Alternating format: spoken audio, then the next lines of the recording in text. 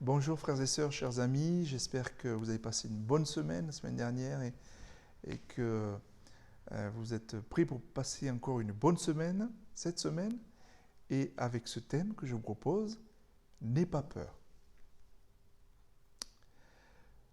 Ne vous réfugiez pas derrière la peur, mais derrière le Seigneur.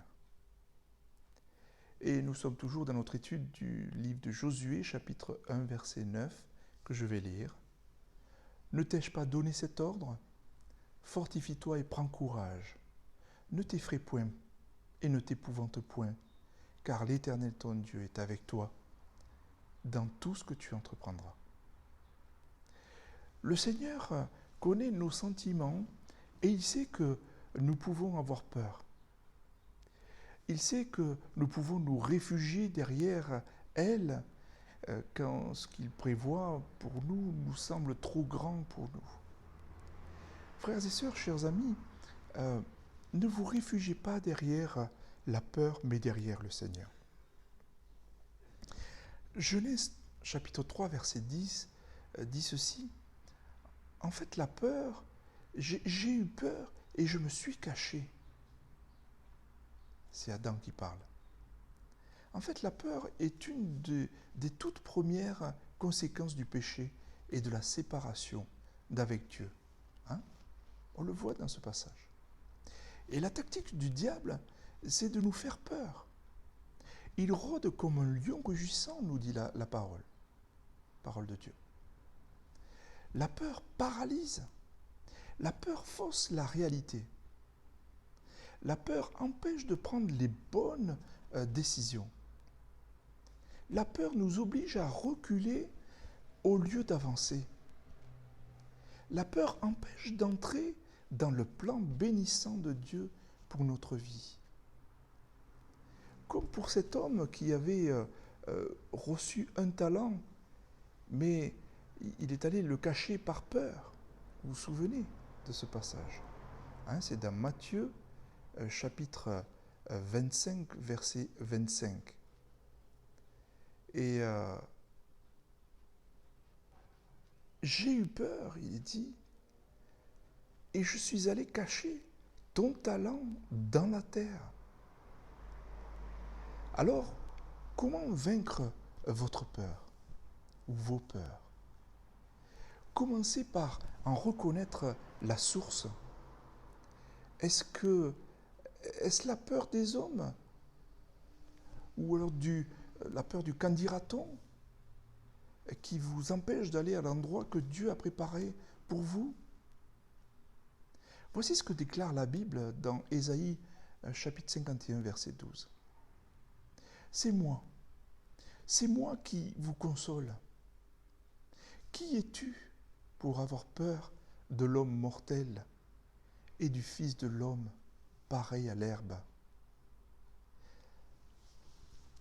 Confessez vos peurs à Dieu, frères et sœurs, chers amis. N'oubliez pas, ce qui fait peur à la peur, c'est la parole proclamée. Prenez position, déclarez que Dieu est vainqueur sur toutes vos craintes et qu'il est celui qui vous fortifie. Ésaïe chapitre 54, verset 17 nous dit ceci. Toute arme forgée contre toi sera sans effet. Et toute langue qui s'élèvera en justice contre toi, tu la condamneras. Tel est l'héritage des serviteurs de l'Éternel. Tel est le salut qui leur viendra de moi, dit l'Éternel. Aujourd'hui, frères et sœurs, chers amis, pour cette semaine, je prie pour que vous ayez le courage de déclarer que votre bataille appartient à Dieu et à personne d'autre. Vous pouvez vous tenir sans crainte devant les promesses de Dieu et puis avancer en relevant la tête. Je vous invite à répondre à la question suivante. Faites-vous face à une peur qui vous empêche d'accomplir vos rêves? Prions.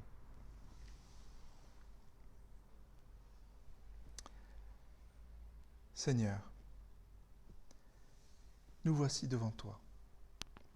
Nous voulons déposer à la croix toute peur, toute crainte. Et nous voulons clouer à la croix toutes ces choses-là, dans le nom de Jésus. Et nous voulons proclamer ta parole. Nous voulons proclamer que tu es ce Dieu de paix.